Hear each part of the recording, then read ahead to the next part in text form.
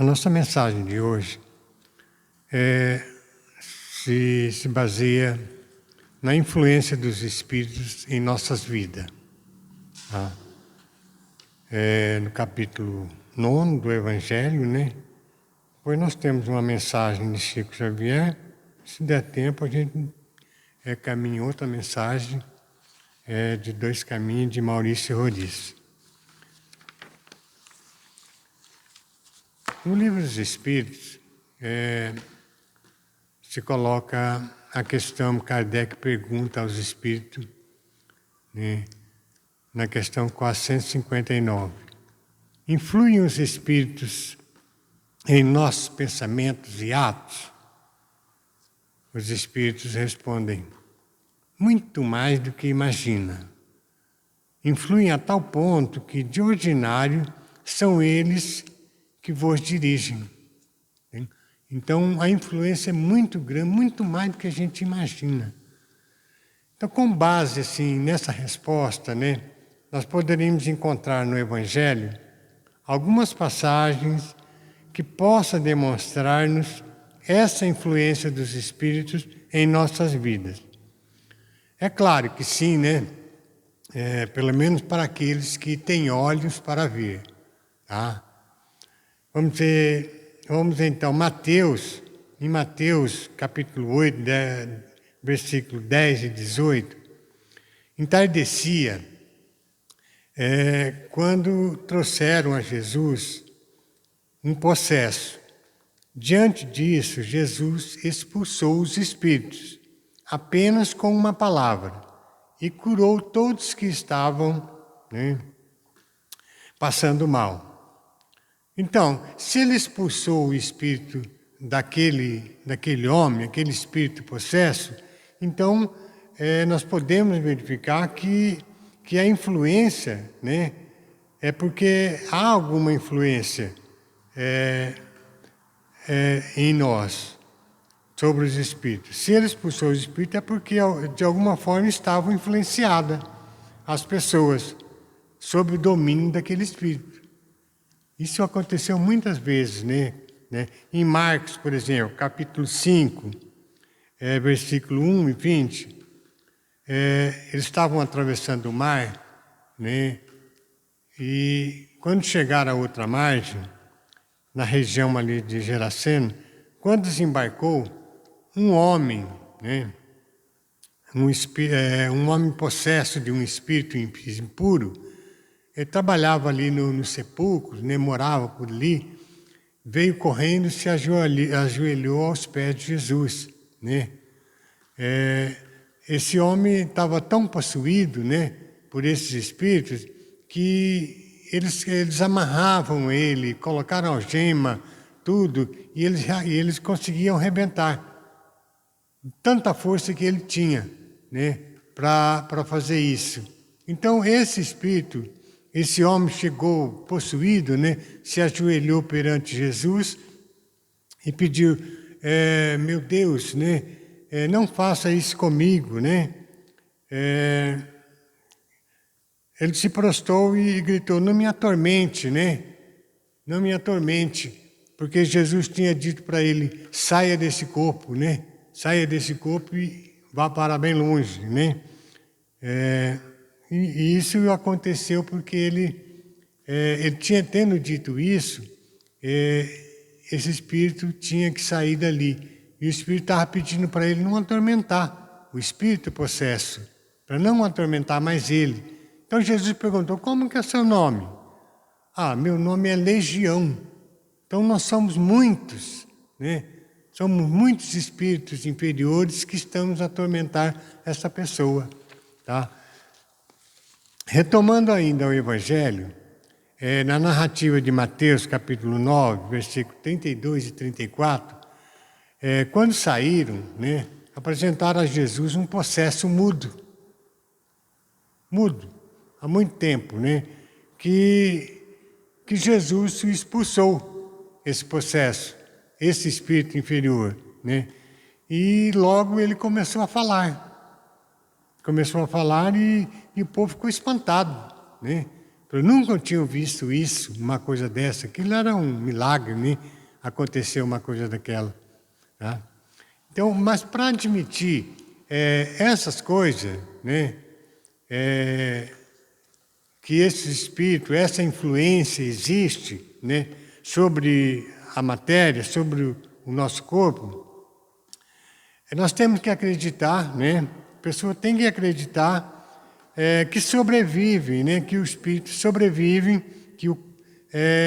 após a morte do corpo físico. Então eles têm que acreditar. Se a pessoa acreditar que isso é possível, nós estamos falando da reencarnação, que a maioria não acredita que existe a reencarnação. Acha que acabou, morreu, desencarnou, acabou tudo, né? Então, na verdade, os espíritos, então, aí eles exercem uma grande influência nos acontecimentos da vida. Essa influência pode ser oculta, bem sutil, né? Bem discreto, né? Ou claramente percebida, que a gente vê logo de cara que a pessoa está possuída. Ela pode ser boa ou pode ser má. Ela pode ser fugaz ou pode ser duradoura. Quer dizer, ela pode ser rápida, uma coisa que acontece rapidamente, ou então pode durar anos e anos, né? Como um mudo que Deus expulsou os espíritos do seu corpo. Nada é miraculoso, dizer que é uma coisa assim, ou sobrenatural. Tá? Portanto, acreditar, vamos dizer, na reencarnação já é um ponto de partida para a evolução. Primeiro, nós temos que acreditar na reencarnação. Porque se você não acreditar na reencarnação, você não vai conseguir entender o que é que está acontecendo. Porque Deus nos criou, né? Deus nos criou puros e ignorantes. Quando Ele criou os espíritos, né? Ele criou puros e ignorantes.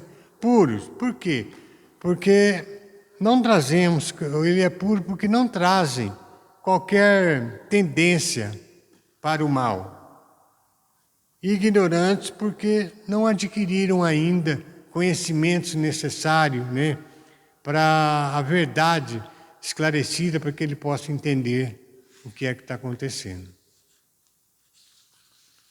No trabalho do bem, nós não podemos assim ter hora vazia, pois mente vazia é mente passiva, ele fica na inércia sem evolução, sem nada.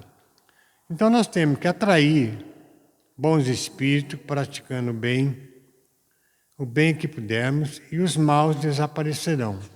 Visto que o mal e o bem, eles têm muita incompatibilidade, né? A direção que os espíritos podem nos dar, da qual somos objeto, refere-se às escolhas morais que realizamos. Como vimos, nossas escolhas concentram-se no livre-arbítrio. Então depende de você se quer ir para o lado bem ou quer ir para o lado mal. Portanto, se os espíritos atuam, pressionam através do nosso pensamento e da nossa vontade para que façamos esta ou aquela escolha, que sigamos esta ou aquela direção. A responsabilidade do bem ou mal que praticamos é nossa, e embora soframos as naturais influências daquele que conosco caminha, somos livres para escolher a direção que queremos imprimir às nossas escolhas, pensamentos, ideias e até mesmo que sugestões aceitar. Então esse arrastamento, né, ele existe, mas não é irresistível. Ele é possível, mas não é irresistível. Você pode, não, eu não quero ter consciência e ser forte para resistir a isso. Portanto, depende aí, então, da nossa vontade de fugir da influência dos maus espíritos. Porque eles estão por todas as partes, toda parte. Às vezes a gente não tem ideia do que está acontecendo. Por que às vezes parece que você levanta cedo, parece que as coisas não começa a não dar certo, desde cedo e vai até tarde, você faz isso, não dá certo, faz aquilo, não dá certo, alguma coisa está errada, né? Ou a sua vida está sempre errada, né? Então é por isso que é hora de fazer uma retrospectiva de tudo que você já fez, né? Tentar fazer uma reforma íntima, para saber aonde você errou, o que você pode, né, a partir de agora, melhorar a sua vida para ter a sua evolução e tentar melhorar.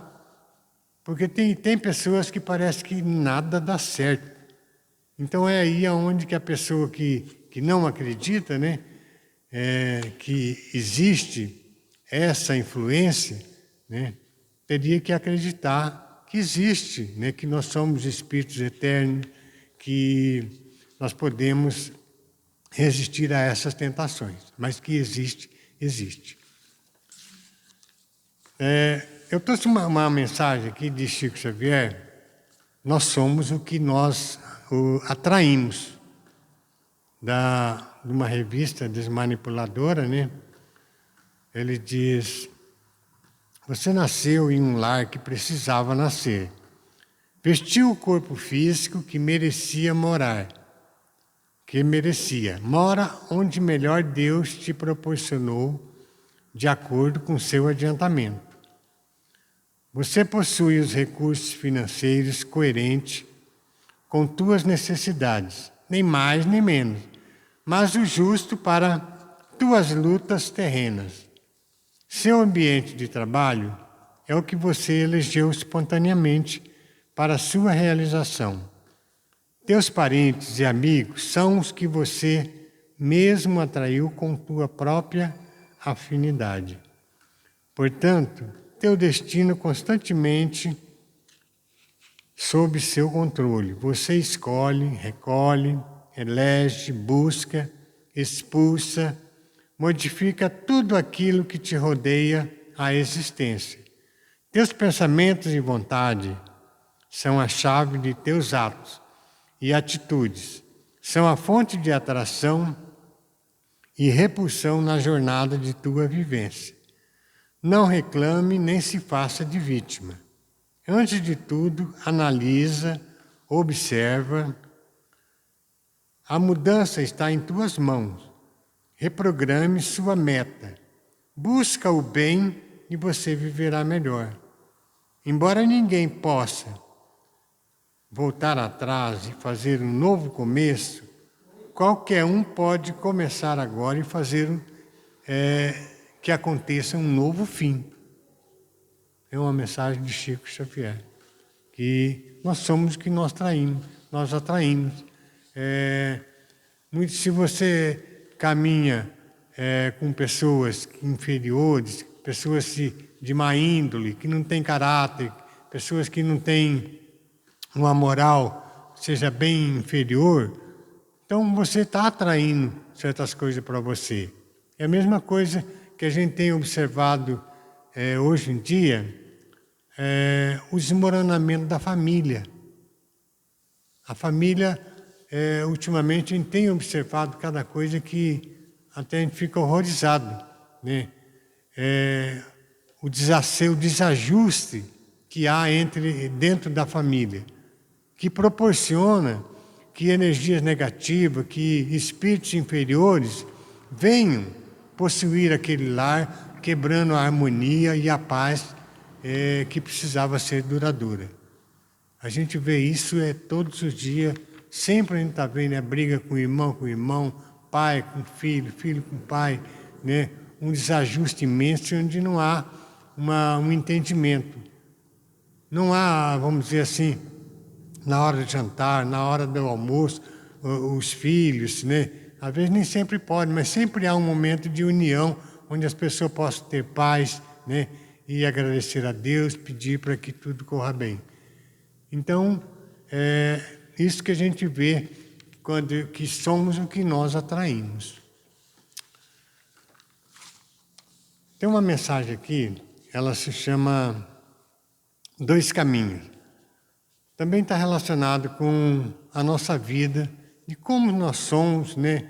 E é uma comparação entre uma coisa e outra, mas que é bem específico assim, e eu achei muito bom para colocar para vocês. É fácil saber se uma pedra foi retirada de um rio ou se foi quebrada em uma pedreira. As da pedreira apresentam muitas quinas, são ásperas e irregulares, agressivas ao tato. As pedras de um rio são lisas e roliças, já sofreram um polimento natural. Ao longo do tempo, a correnteza das águas vai se encarregando de atuá-las, umas contra as outras, para arredondar-lhe as arestas. Na medida em que vão se tornando polidas, vai sendo reduzida o atrito entre elas. Já não se ferem, deslizam harmoniosamente uma entre as outras, como esferas lubrificadas de uma rolimã. Então, o processo evolutivo das criaturas humanas pode ser comparado a dos burilamentos das pedras do rio. O espírito é criado puro e ignorante, puro porque não traz qualquer tendência para o mal, ignorante porque não adquiriu ainda o conhecimento necessário. Ao longo das encarnações sucessivas, a correnteza da vida também nos atira uns contra os outros. Somos levados a conviver entre semelhantes. Em nossa infância espiritual, ainda como pedras brutas, essa convivência é marcada pelo atrito entre novas arestas. A rusticidade do homem das cavernas nos mostra que foram nossas primeiras encarnações. O instinto animal foi predominando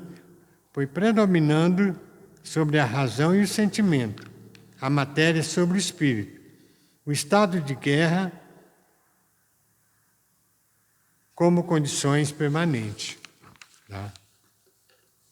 Abandonamos as cavernas, descobrimos como tornar a existência mais confortável, mas mesmo assim conservamos os traços de troglodita, pois foi nessa nossa ignorância rústica que exigiu o martírio de Jesus. Lembra quando Pilatos, né, tudo aquilo lá, essa ignorância que exigiu o martírio de Jesus. Nosso egoísmo e orgulho produziram as guerras, massacres e fogueiras, né, de inquisição. A evolução espiritual não regride nunca, mas pode ser retardada se não aproveitarmos a oportunidade que Deus concede ao espírito reencarnante. A evolução é uma lei universal e irrevogável, mas dois caminhos são oferecidos para percorrê-los, a da dor e do amor. A prática do amor proporciona o polimento indolor em nossas almas e suaviza as arestas e desenvolve o altruísmo e a harmonia com o nosso semelhante. A decisão é sempre nossa. Nós sempre temos que escolher entre dois caminhos. Ou, se não for pela dor, né? Se não for pelo amor, tem que ser pela dor. A maioria prefere pela dor, né? Por isso que muita gente está sofrendo hoje em dia. E não há como, né, seguir um caminho se não for o amor. Se não evoluir, se não for o amor. Essa é a nossa mensagem de hoje, gente, tá? Que Deus nos abençoe e eu espero que a gente possa... A gente luta para melhorar cada dia que passa, né? Mas não é fácil. A gente fala, não, mas a gente faz um levantamento do que você já fez lá dos tempos antigos, lá, procurar tudo que você... aonde você errou para poder corrigir, tentar melhorar, mas todo dia nós erramos e todo dia nós acertamos, mas essa é a vida. E nós temos que continuar errando, acertando, mas sempre continuando, seguindo em frente. Nós não podemos ficar estacionados. Se ficarmos estacionados, aí nós não vamos regredir, mas também não vamos avançar. E nós somos aquilo que nós plantamos. Nós plantarmos isso, nós vamos colher aquilo. Que Deus nos abençoe, tá? Muito obrigado a todos. E agora nós vamos ao passo coletivo para que Deus possa nos abençoar nessa noite. Vamos fazer uma oração de agradecimento, tá? Ó Mestre, nós te agradecemos mais uma vez por estarmos aqui vivenciando seus ensinamentos. Nós te pedimos, Senhor, que esteja sempre conosco em todos os momentos de nossas vidas, no nosso dia, desde quando amanhecemos, e agradecemos pelo ar, pelo sol, né, por tudo aquilo que o Senhor nos dá, pelas dores, pelas provações que nós estamos passando, né, por essa tempestade que a gente está atravessando, que se Deus estando conosco, vamos conseguir ultrapassar. Que assim seja.